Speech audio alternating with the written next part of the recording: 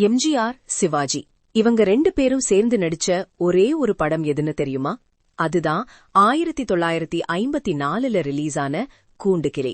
தமிழ் சினிமாவோட 2 இமயமலைகளும் நேருக்கு நேர் மோதிக்கொண்ட சரித்திர நிகழ்வு இது. இந்த படத்துல எம்ஜிஆர் ஒரு நேர்மையான ஹீரோவா நடிச்சிருப்பாரு. ஆனா சிவாஜி கணேசன் கொஞ்சம் வில்லத்தனம் கலந்த ஒரு நெகட்டிவ் ரோல்ல மிரட்டியிருப்பாரு.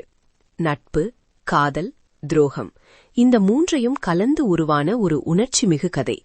இந்த கதையில் நேர்மையான நல்ல மனசு கொண்ட மனிதராக எம்ஜிஆர் நடித்திருக்கிறார். அவருடைய நண்பனாக சிறந்த நடிப்பு திறமையுடன் சிவாஜி கணேசன். ஆனால் ஒரு பெண்ணின் மீது எழும் ஆசை அந்த உறுதியான நட்பை உடைக்கிறது. நம்பிக்கையை துரோகம் செய்யும் நண்பன், அதனால் உடைந்து போகும் உறவு.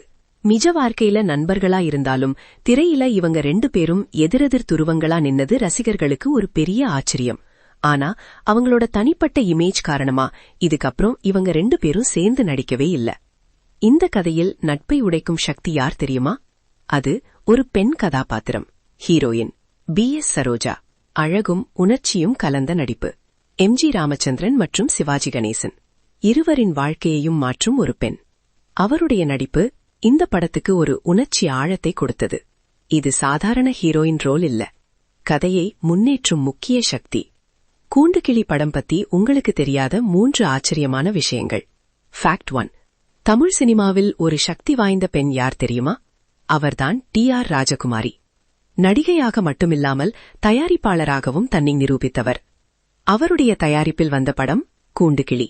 இந்த படத்தின் பெரிய ஸ்பெஷல் என்ன தெரியுமா? M.G. ராமச்சந்திரன் மற்றும் சிவாஜி கணேசன் இருவரையும் ஒரே படத்தில் இணைத்தது அவருடைய துணிச்சலான முடிவு. அந்த காலத்திலேயே 2 பெரிய நடிகர்களை சேர்த்து படம் தயாரித்தது ஒரு பெரிய ரிஸ்க். 2. சிவாஜி இந்த படத்துல ஒரு நெகட்டிவ் ரோல்ல துணிச்சலா நடிச்சிருப்பாரு. 3. 2 பெரிய நட்சத்திரங்களை ஒரே கதையில் சமநிலைப்படுத்துவது. அதை சாதித்தவர் T.R. ராமண்ணா. அவர்தான் இயக்கிய படம் கூண்டுகிளி. M.G. ராமச்சந்திரன் மற்றும் சிவாஜி கணேசன் 2 வித்தியாசமான நடிப்பு ஸ்டைல்கள். ஒருவர் அமைதி, மற்றொருவர் ஆழமான உணர்ச்சி. இந்த 2ஐயும் சமநிலைப்படுத்தி நட்பு, காதல், துரோகம் என்ற கதை உருவாக்கியது ஒரு பெரிய சவால். அந்த காலத்திலேயே இந்த மாதிரி கதையை சொல்ல முயன்றது ஒரு போல்ட் டிரெக்ஷன்.